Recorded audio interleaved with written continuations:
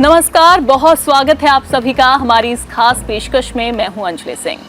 सूर्य और चंद्रमा के बीच में पृथ्वी आने से ग्रहण लगता है। हालांकि विज्ञान इसे खगोलीय घटना मानता है, लेकिन ज्योतिष शास्त्र इसे काफी महत्वपूर्ण मानते हैं, जो कई बार लोगों की किस्मत भी बदल देता है। अब ऐसे में चंद्र ग्रहण साल का आखिरी लगने जा रहा है। उस दौरान किन बातों का ध्यान रखना है, क्या नहीं करना है, क्या करना है और राशियों पर कैसा असर पड़ेगा, इसी के बारे में हम बातचीत आज करेंगे। हमारे साथ बातचीत करने के लिए आचार्य राज मिश्रा मौजूद हैं। आचार्य जी, आपका बहुत बहुत स्वागत है। सबसे पहले तो बताइए हमारे दर्शकों को कि साल का आखिरी चंद्र ग्रहण कब लग रहा है। देखिए, सबसे पहले अगर देखा जाए साल का, वर्ष का जो आखिरी चंद्र ग्रहण लगने जा रहा है 28-29 अक्टूबर, शरद पूर्णिमा। जिस पूर्णिमा को ऐसा माना जाता है कि गोपियों के साथ भगवान कृष्ण का रास हुआ था, ये पूर्णिमा अमृत वर्षा करने वाली मानी जाती है। इसी पूर्णिमा को, शरद पूर्णिमा, 28-29 अक्टूबर की रात्रि को 1:05 से लेकर के 2:24 के बीच में, समय नोट कर लीजिए, ये जनरली 29 अक्टूबर की अर्ली मॉर्निंग होगी, 1:05 से लेकर के और 2:24 के बीच में ये ग्रहण लगने जा रहा है जी। कई बार हम ये देखते हैं कि चाहे चंद्र ग्रहण हो या फिर सूर्य ग्रहण हो, कई बार भारत में उसका असर रहता है। क्या इस बार का ये जो चंद्र ग्रहण लगेगा, भारत में इसका क्या असर रहेगा? निश्चित रूप से भारत में तो असर रहेगा ही। भारत के साथ साथ अगर अदर कंट्रीज में उठा करके देखा जाए तो जनरली भारत के साथ यह चंद्र ग्रहण ऑस्ट्रेलिया में रहने वाला है, संपूर्ण एशिया में रहने वाला है, यूरोप में रहने वाला है, अफ्रीका में रहने वाला है, दक्षिणी पूर्वी अमेरिका में रहने वाला है और उसके साथ कनाडा सहित हिंद महासागर, दक्षिणी प्रशांत महासागर में दिखाई देने वाला है। ये ग्रहण सिर्फ और सिर्फ भारत में ही नहीं रहने वाला है, विश्व की बहुत सारी कंट्रियां हैं जहां पर यह ग्रहण दिखाई देने वाला है। और सूतक भी इस दौरान लगता है। ग्रहण जब भी लगता है उस दौरान देखते हैं कि सूतक काल जरूर होता है। कब से कब तक सूतक काल लगेगा और कब लगेगा? देखिए, एक नियम है कि जब भी ग्रहण लगता है, ग्रहण से 8 घंटे पहले सूतक का नियम है। सूर्य ग्रहण में 12 घंटे पहले सूतक लगता है और चंद्र ग्रहण के अंतर्गत 8 घंटे पहले सूतक का वर्णन मिलता है। ऐसी कंडीशन में सायंकाल को 4:05 पर, ध्यान रख लीजिए, 28 तारीख की सायंकाल को 4:05 पर जो ग्रहण का सूतक काल है वो प्रारंभ हो जाएगा जी। 3 प्रकार के चंद्र ग्रहण माने जाते हैं और कई बार इसका असर भी हम भारत में देखते हैं। भारत में अगर असर पड़ रहा है तो कैसा असर पड़ेगा और साथ ही कौन से वो चंद्र ग्रहण रहेंगे जो इस बार लगने वाले हैं? देखिए, सबसे पहले अगर हम बात करते हैं, इस बार खग्रास चंद्र ग्रहण लगने जा रहा है, ठीक है। पर बहुत सारे अलग अलग ग्रहण जो है उनका वर्णन मिलता है, लेकिन इस बार खग्रास चंद्र ग्रहण जिसको कहा जाता है वो लगने वाला है। जो चंद्र ग्रहण लगने जा रहा है, क्योंकि 2 ग्रहण एक साथ, एक ग्रहण पहले भी लग चुका है और 15 दिन के अंतराल में दूसरा ग्रहण लगने जा रहा है, विश्व पर, उसके साथ साथ भारत पर भी इसका बहुत प्रभाव पड़ने वाला है। हमने बहुत सारे कार्यक्रमों में इस बात को लेकर के चर्चा किया है कि जब भी 2 ग्रहण एक साथ आते हैं, ध्यान रख लीजिए, जब भी 2 ग्रहण एक साथ आते हैं तो ऐसी परिस्थिति के अंतर्गत भूकंप इत्यादि की घटनाएं बहुत अधिक देखने को मिली है। और इस बार का जो ग्रहण भी लगने जा रहा है वो मेष राशि में लगने जा रहा है, अश्विनी नक्षत्र के अंतर्गत लगने जा रहा है। अश्विनी नक्षत्र के स्वामी केतु हैं, साथ में राहु, बृहस्पति और चंद्रमा, तीनों प्लैनेट एक साथ होंगे। राहु को चेंज होना है, एक दिन बाद ही चेंज होना है, 30 तारीख को चेंज होना है, लेकिन जिस दिन ग्रहण लगने जा रहा है उस दिन राहु, बृहस्पति, चंद्रमा एक साथ होंगे। उसके साथ मेष को ही दृष्टि दे रहे होंगे मंगल, केतु, सूर्य और बुध। अब सोचिए, ये एकमात्र इस प्रकार का ग्रहण है जो मेष राशि को पूरी तरह से प्रभावित करने वाला है और इसका जो प्रभाव है, मेरा भगवान से प्रार्थना है कि पूरे विश्व में शांति रहे, हमारा विश्व स्वस्थ रहे, सब लोग प्रसन्न रहे। लेकिन जो कंडीशन दिख रही है वो बड़ी अनुकूल नहीं दिख रही है। मेष राशि पर इतने पापक ग्रहों के होने से विश्व पर इसका बहुत प्रभाव पड़ने वाला है और वो प्रभाव प्राकृतिक आपदा के रूप में पड़े, इस प्रकार की परिस्थितियां हैं। वो प्रभाव अगर उठा करके देखा जाए, भूकंप के रूप में पड़े, इस प्रकार की परिस्थिति है। देशों में आक्रोश उत्पन्न होने के कारण एक दूसरे के प्रति युद्ध जैसे हालात बने, इस प्रकार की परिस्थितियां इस ग्रहण से कहीं ना कहीं उत्पन्न होने वाली है। चूंकि आचार्य जी आपने मेष राशि का जिक्र किया है, तो मैं चाहूंगी कि हमारे दर्शकों को बताइए कि इस चंद्र ग्रहण का असर 12 राशियों पर कैसा पड़ने वाला है। देखिए, अगर मेष राशि को लेकर के देखा जाए तो क्योंकि इसी राशि पर यह ग्रहण घटित हो रहा है, बहुत अच्छा इंपैक्ट नहीं दिख रहा है। इवन स्वास्थ्य इत्यादि को लेकर के दिक्कत, दुर्घटना इत्यादि का संयोग मेष राशि पर दिख रहा है। वृष राशि के अंतर्गत भी इसका संयोग बहुत बेहतरीन नहीं, वृष राशि ग्रहण से दूसरी राशि होने वाली है। ऐसे कंडीशन में अर्थ का नुकसान और कुटुंब के अंतर्गत जो वातावरण है, पारिवारिक माहौल खराब होगा और उसके साथ साथ आपका जो धन का नुकसान है वो जरूर दिख रहा है। मैं इसका क्या किया जा सकता है, कैसे इसको ठीक रखा जा सकता है, उस पर भी चर्चा करूंगा, लेकिन वृष राशि के लिए भी अनुकूल नहीं दिख रहा है। मिथुन राशि के लिए ग्रहण बेहतरीन है। मिथुन का एक तो आत्मविश्वास बढ़ने वाला है, अर्थ लाभ बहुत अच्छा होने वाला है, ध्यान रखिएगा, धन का लाभ बहुत होने वाला है, उसके साथ साथ आत्मविश्वास मिथुन राशि का बढ़ने वाला है। इस प्रकार की परिस्थिति दिख रही है। जबकि अगर हम कर्क राशि के अंतर्गत बात करते हैं तो कर्क राशि के लिए ग्रहण बहुत बेहतरीन नहीं है। प्रॉपर्टी इत्यादि का नुकसान हो, इस प्रकार की परिस्थिति दिख रही है। दुर्घटना और यात्रा इत्यादि से नुकसान हो, इस प्रकार की परिस्थिति। इसलिए ग्रहण के समय विशेष रूप से कर्क राशि के जातक जातिका यात्रा करने से बचें, अगर बहुत महत्वपूर्ण ना हो। सिंह राशि के लिए यह ग्रहण संतान को कष्ट प्रदान करने वाला माना जाता है और आपसे बहुत सारे गलत डिसीजन लिए जाएं जिसके कारण आपको नुकसान हो। स्पेशली जो लोग सिंह राशि के हैं, लॉटरी में, सट्टा में या जुआ इत्यादि खेलते हैं, शेयर मार्केट में पैसा इन्वेस्ट करते हैं, उनको इस समय पर ऐसे कार्य करने से बचने की आवश्यकता है। कन्या राशि के लिए अगर बात करते हैं, स्वास्थ्य पर ध्यान देने की आवश्यकता है। नशीली पदार्थों के सेवन से स्पेशली आपको बचना होगा। रोग उत्पन्न हो, अनावश्यक रूप से शत्रु उत्पन्न हो, इस प्रकार की परिस्थिति दिख रही है। तुला राशि के लिए ग्रहण फायदेमंद होता हुआ दिख रहा है। तुला राशि में आपको अर्थ का लाभ निश्चित रूप से होने वाला है और स्पेशली वैवाहिक जीवन में चल रही समस्याएं आपकी दूर होने वाली हैं। वृश्चिक राशि के लिए खतरनाक है ये ग्रहण। वृश्चिक राशि के लिए अगर देखा जाए तो रोग उत्पत्ति कराने वाला है, अचानक नुकसान देने वाला ग्रहण कहा जाएगा। लेकिन धनु राशि के लिए बहुत शानदार है ये ग्रहण, ध्यान रखिए। धनु राशि के जातक जातिकाओं को अर्थ का लाभ होगा, भाग्य में वृद्धि होगी, कोई नई अपॉर्चुनिटी या कोई नई चीज आपको प्राप्त होने वाली है। मकर राशि के लिए भी ये ग्रहण बड़ा फायदेमंद है। नौकरी में परिवर्तन हो, मनचाही नौकरी प्राप्त हो, नौकरी में प्रमोशन हो, इस प्रकार की परिस्थिति मकर के लिए रहने वाली है। कुंभ के लिए और लाभप्रद दिख रही। कुंभ के लिए अर्थ की वृद्धि कराने वाला होगा। कुछ पैसा जो फंसा हुआ था वापस प्राप्त होगा। कहीं से अचानक धन लाभ के संयोग बनेंगे। विदेश यात्रा इत्यादि का संयोग जरूर दिख रहा है। लेकिन मीन राशि की जब बात करते हैं तो मेडिकल पर पैसा अत्यधिक खर्च हो, यानी स्वास्थ्य इत्यादि से संबंधित दिक्कतें हो, शेयर मार्केट इत्यादि में आपको नुकसान का सामना करना पड़े, नींद आने में दिक्कत हो, इस प्रकार की परिस्थिति है। बट अब बात करते हैं कुछ लोगों को अगर दिक्कत दिख रही है तो अगर क्या करना चाहिए जिससे प्रॉब्लम ना हो, है नहीं। अगर प्रॉब्लम है तो उसको दूर कैसे किया जाए। तो साहब बहुत सिंपल सा उपाय करना है, कुछ ज़्यादा मुश्किल काम नहीं है।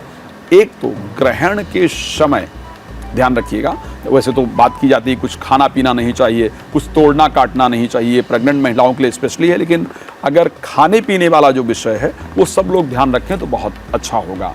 साथ में गायत्री मंत्र का, जब जिनके लिए खास नुकसानदायक बताया है, ग्रहण के समय या तो गायत्री मंत्र श्रवण करें या गायत्री मंत्र जप करें। जप करना पॉसिबल है तो प्लीज जरूर जप कीजिए, नहीं जप करना पॉसिबल है तो उसको प्लीज जरूर श्रवण कीजिए। तो ये आपको विशेष करना है। ग्रहण के बाद दूध, चावल, मिश्री, सफेद पुष्प ये लेकर के किसी ब्राह्मण को स्नान इत्यादि करके श्रद्धापूर्वक दान करें तो जो आपकी राशि में खराब चीजें नजर आ रही हैं वो आपको प्रभावित नहीं करेंगे। जी बिल्कुल आचार्य जी, आपने बताया कि तमाम ऐसी राशियां, हालांकि कुछ पे अच्छा इम्पैक्ट रहेगा, कुछ पे खराब रहने वाला है, और कैसे इससे बचा जाए, कौन से मंत्र का जाप किया जाए, पूजा पाठ कैसे उस दौरान करना है ये भी बताएं। लेकिन क्या पूजा पाठ करना ग्रहण के दौरान शुभ रहता है? और दूसरा सवाल मेरा ये भी, जो महिलाएं गर्भवती हैं, जो कि आपने जिक्र किया था, गर्भवती महिलाओं को किन बातों का ध्यान रखना है वो भी बताइए। देखिए, सबसे पहले 2-3 चीज़ें हैं जो बड़ी इंपॉर्टेंट है, जो मैं चाहता हूं कि इस कार्यक्रम के अंतर्गत मेंशन किया जाए। एक तो जो गर्भवती महिलाएं हैं, ग्रहण के दौरान, ये बहुत लंबा ग्रहण नहीं है, रात को 1:05 पर प्रारंभ हो रहा है और 2:24 पर खत्म हो रहा है। अब हाँ, क्योंकि ये मध्य रात्रि का समय है, उस टाइम सोने का समय होता है, लेकिन शास्त्रोक्त नियम है कि ग्रहण के समय प्रेग्नेंट जो महिलाएं हैं, जो गर्भवती महिलाएं हैं, उनको सोना नहीं चाहिए, जोर से बोलना नहीं चाहिए, तेज आवाज़ में टीवी या मोबाइल इत्यादि नहीं देखना चाहिए, कुछ काटना नहीं चाहिए, कुछ तोड़ना नहीं चाहिए। इस प्रकार का वर्णन शास्त्र के अंतर्गत प्राप्त होता है। और हाँ, साइंस को लेकर के चर्चा हुई थी, मेरा प्रयास रहेगा उस पर प्रकाश डाला जाए। तो ये विशेषकर गर्भवती महिलाएं ध्यान रखेंगी, खाना कुछ नहीं चाहिए उस समय, ग्रहण के समय स्पेशली कुछ खाना पीना आपको नहीं चाहिए। जनरली सूतक के समय भी कुछ लोग नहीं खाते पीते हैं, लेकिन ग्रहण के समय तो बिल्कुल नहीं खाना चाहिए, ध्यान रखना चाहिए। कोई वृद्ध है, कोई रोगी है जिसकी मजबूरी है कि उस टाइम खाना ही है, तो क्या करें, ग्रहण से पहले तुलसी का पत्ता भोजन में डाल दें, गंगा जल डाल दें। बहुत मजबूरी है खाने पीने में, तो लिक्विड कोई जो चीज़ें है, लिक्विड पदार्थ जो है उसको लिया जाए, जनरली जल्दी से डाइजेस्ट हो जाए। बिकॉज चंद्रमा और सूर्य 2 ऐसे ग्रह हैं जो हमारे डाइजेशन सिस्टम से कनेक्टेड प्लैनेट हैं। सो ऐसे कंडीशन में उस टाइम पर कोई गरिष्ठ भोजन लेना वो आपके स्वास्थ्य को खराब करने वाला होता है। और ग्रहण के समय क्योंकि सूर्य और चंद्रमा की जो प्रॉपर किरण है वो हम पर नहीं पड़ रही होती है, सो ऐसे कंडीशन में जो खाना आपने खाया है उसके अधिक पॉइजन बनने का जो संयोग होता है वो बनता है। सो ऐसे कंडीशन में महिलाओं को इस प्रकार ध्यान रखना चाहिए। आपने कहा पूजा को लेकर के, कभी भी मूर्ति स्पर्श नहीं करना चाहिए। ग्रहण के समय पर यह कहा जाता है कि हमारे शरीर के अंतर्गत जो नकारात्मक शक्तियां हैं या जो विषैले कीटाणु हैं, उनके उत्पन्न होने का चांस ज़्यादा रहता है। सो ऐसे कंडीशन के अंतर्गत उस समय पर भगवान सबसे पवित्र हैं, उनको स्पर्श करना ठीक नहीं होता है। बल्कि आप कोई भी पुस्तक अध्ययन कर सकते हैं, कर सकती हैं, किसी भी मंत्र का जप आप कर सकते हैं, कर सकती हैं। तो मंत्र जप बिल्कुल किया जा सकता है, पुस्तक का अध्ययन किया जा सकता है। बस ध्यान सिर्फ आपको इतना रखना चाहिए कि मूर्ति का स्पर्श नहीं करना चाहिए, दिया इत्यादि नहीं जलाना चाहिए। क्योंकि आपने ये भी जिक्र किया था कि कई बार व्यापार में भी लाभ नहीं मिल पाता है इस दौरान, जब जिन राशि के जातकों पर इसका गलत इम्पैक्ट पड़ रहा है, खराब इम्पैक्ट पड़ रहा है, उनके लिए ये चंद्र ग्रहण शुभ नहीं है, अच्छी संकेत लेकर नहीं आ रहा है। हालांकि आपने उपाय जरूर बता दिए, लेकिन ऐसे में अगर आपको इमरजेंसी में कहीं ट्रेवल करना पड़ रहा है, कई बार आपको ऐसे फैसले लेने पड़ रहे हैं जो कि उस दौरान उसका गलत असर पड़े, कैसे इससे बचा जाए और क्या किया जाए? देखिए, सबसे पहले अगर इम्पॉर्टेंट है कि आपको इम्पॉर्टेंट डिसीजन लेना पड़ रहा है या आपको कहीं जाना पड़ रहा है, डिसीजन लेना पड़ रहा है, तो गायत्री सबसे बेहतरीन है। गायत्री का 11 बार जप किया जाए या 5 बार जप किया जाए। एक बार अपने नेत्रों को बंद करके भगवान का स्मरण किया जाए, उसी समय जो दिमाग में हमारे विचार आते हैं उसके अनुसार डिसीजन लिया जाए। केसर का तिलक लगाएंगे तो बड़ा फायदेमंद होगा, या चांदी के पात्र में गंगा जल डाल करके पीकर निकला जाए, वो बड़ा फायदेमंद होगा। कुशा डाल करके जल में उस जल को ग्रहण किया जाए, वो बड़ा फायदेमंद होगा। तो मान लिया जाता है कि इस समय आपको कोई डिसीजन लेना है इंपॉर्टेंट, या कहीं निकलना भी है, तो इन उपायों को प्रयोग कर सकते हैं। अगर आपके लिए पॉसिबल है कि ग्रहण में ट्रैवल आपके लिए बहुत बेहतरीन नहीं, जैसा कि अगर वृश्चिक राशि के लिए देखा जाए तो यात्रा बहुत फायदेमंद नहीं है, बिकॉज अष्टम भाव में आपके ग्रहण होने वाला है। सो ऐसे कंडीशन के अंतर्गत श्री रामचरितमानस के सुंदरकांड के दोहा नंबर 4 की चौपाई है, प्रविश्य नगर कीजय सब काजा और हृदय राखी कौशलपुर राजा। ध्यान रखिए, वैसे भी आप जब यात्रा कर रहे हैं इस चौपाई का प्रयोग करेंगे। ये उस टाइम की चौपाई जब हनुमान जी लंका जा रहे हैं।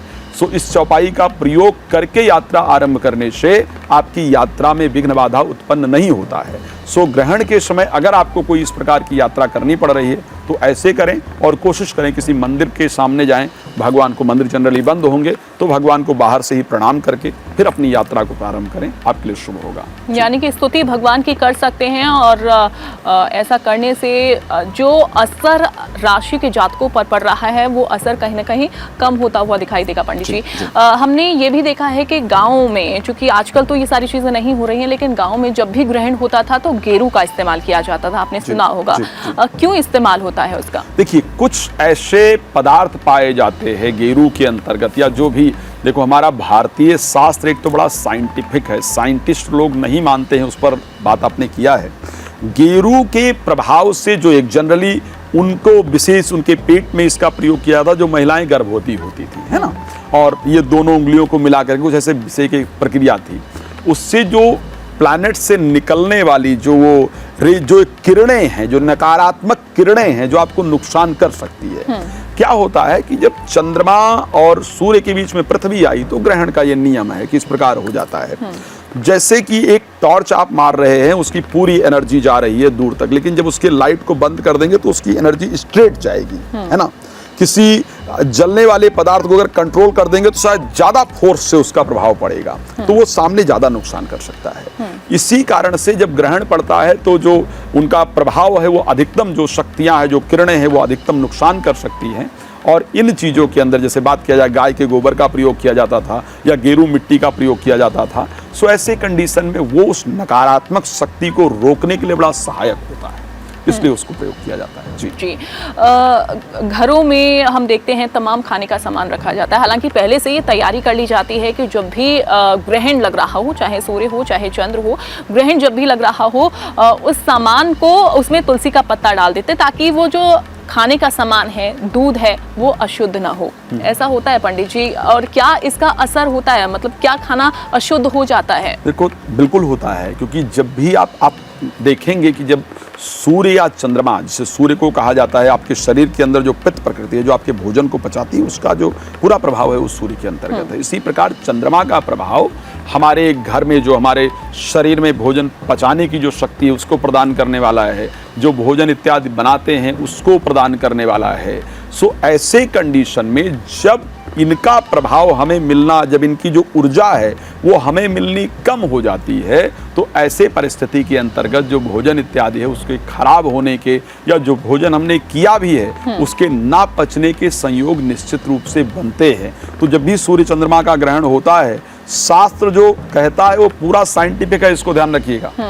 ग्रहण पर गर्ग संहिता में बड़ा स्पष्ट वर्णन है, ये कहा गया है 2 ग्रहण साथ में पड़े, गर्ग संहिता कहता है, तो अधिकतम भूकंप आएंगे। और ये बाकायदा सोवियत संघ ने और तमिलनाडु में एक मेडिकल में बाकायदा इस पर रिसर्च किया गया, इन सब चीजों पर, ऐसे नहीं है। तो जितना भी शास्त्र कहता है, शास्त्र एक प्रकार का साइंस ही है। आज हमने उसको एक्सेप्ट करना थोड़ा कम कर दिया है। तो ऐसे कंडीशन के अंतर्गत निश्चित रूप से भोजन भी खराब होता है और स्वास्थ्य के लिए भी नुकसानदायक होता है। कहा, चूंकि ऐसा मानते हैं लोग, हालांकि साइंस इसे नहीं मानती है और इसे बिल्कुल सरे से निकाल देती है कि अगर गर्भवती महिलाएं हैं, कुछ काट लिया, सब्जी काट ली उस दौरान, ग्रहण के दौरान, तो इसका इम्पैक्ट उसके आने वाले बच्चे पर पड़ता है, ऐसा है? देखिए, बहुत सारी चीजें हैं जो साइंस मानती नहीं थी, धीरे धीरे साइंस ने मानना प्रारंभ कर दिया। आपको पता है, मैं बहुत सारी, भाई साइंस नहीं मानने के तो बहुत सारे रास्ते हैं। मैं कुछ भी कह दूं कि मैं तो इसको मानता ही नहीं, आप कार्यक्रम पर डिस्कस कर रहे हो, नहीं मानने के बहुत सारे रास्ते हैं। बट वास्तविकता में जो प्रभाव वर्णन है वेद इत्यादि के अंतर्गत, उसका इम्पैक्ट निश्चित रूप से पड़ता है और ऐसा बहुत बार देखा भी गया है। साइंस, आज हम चंद्रमा पर पहुंचे हैं, है ना, चंद्रयान 3 हमारा गया है और ये बड़े गर्व की और सौभाग्य की बात है। आज कहा जा रहा है कि चंद्रमा रात्रि में 250 डिग्री माइनस में जाता है, राइट। जबकि आप अगर एस्ट्रोलॉजिकल पढ़ेंगे, ज्योतिष पढ़ेंगे, तो आज से बहुत वर्ष पहले ज्योतिष ने सबसे ठंडा प्लैनेट चंद्रमा को माना है और उसको इतना माइनस बताया गया है। अभी कुछ दिन पहले फरवरी में एक घटना हुई थी जहां पर चंद्रमा, बृहस्पति और शुक्र एक सीध में आ गए थे। आज आपने देखा टीवी पर उसको बड़ी उससे दिखाया गया था। लेकिन अगर देखा जाए तो जो पंचांग आज से 100 वर्ष पहले छपे हैं, 50 वर्ष पहले छपे हैं, उसमें बाकायदा मेंशन है कि ये डे ऐसा होगा जिस दिन तीनों प्लैनेट एक साथ आएंगे।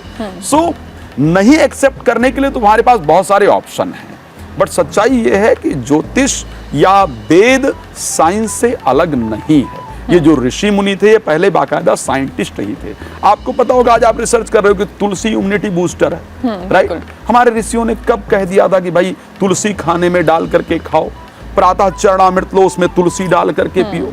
आज आपको ऑक्सीजन भगवान लग रहा है। 2021 में कोविड के टाइम पर ऑक्सीजन देने वाला भगवान से कम नहीं था। तो पीपल को हम भगवान मानते हैं, गलत क्या है? पीपल दिन रात हमको ऑक्सीजन देता है या नहीं देता है? तो साइंस, जो एक्चुअल साइंटिस्ट हैं, जो धर्म को मानने वाले साइंटिस्ट हैं, वो उसको आज भी एक्सेप्ट करते हैं, ठीक है। हाँ, जो नहीं मानते तो मना करने के लिए तो बहुत सारी चीजें आप करते रहिए। अच्छा, ग्रहण अगर लग जाए, खत्म हो जाए, चूंकि ये साल का आखिरी चंद्र ग्रहण रहेगा, तो ऐसे में उसके बाद जस्ट क्या करना है? उसके जस्ट बाद कई बार स्नान करते हैं, तुलसी पानी में डाल के स्नान किया जाता है, या फिर गंगा जल का इस्तेमाल करते हैं पानी में स्नान करने के लिए। क्यों करते हैं? क्या इसके पीछे कोई रीजन है? बिल्कुल, क्योंकि गंगा जल एक ऐसा है, आप देखेंगे साधारण जल आप रखते हैं तो खराब हो जाता है, राइट। अभी जापान गंगा जल पर रिसर्च कर रहा था, गंगा जल के अंतर्गत ऐसा कौन सा तत्व पाया जाता है जिसके कारण वो कभी खराब नहीं होता है। तो गंगा जल में इस प्रकार के तत्व हैं जो आपके शरीर को शुद्धि प्रदान करते हैं। ये स्पष्ट है कि जब ग्रहण का प्रभाव पड़ता है, क्योंकि जो हमें सकारात्मक ऊर्जा सूर्य और चंद्रमा से मिल रही थी, जिसके कारण कि हमारा शरीर शुद्ध रह रहा था, उस ऊर्जा को नहीं प्राप्त हो पाने के कारण हमारे शरीर में कोई कीटाणु ना उत्पन्न हो गए हो जो हमारे शरीर को नुकसान करें। इस कारण से गंगा जी में जाकर स्नान करने की विधि है। बट आजकल बहुत सारे लोग गंगा जी नहीं जा पाते हैं, नदी में जाकर के स्नान नहीं कर पाते हैं। ऐसे कंडीशन में आप घर में ही गंगा जल डाल करके और स्नान कर लेते हैं, बाद में तुलसी इत्यादि का सेवन करते हैं।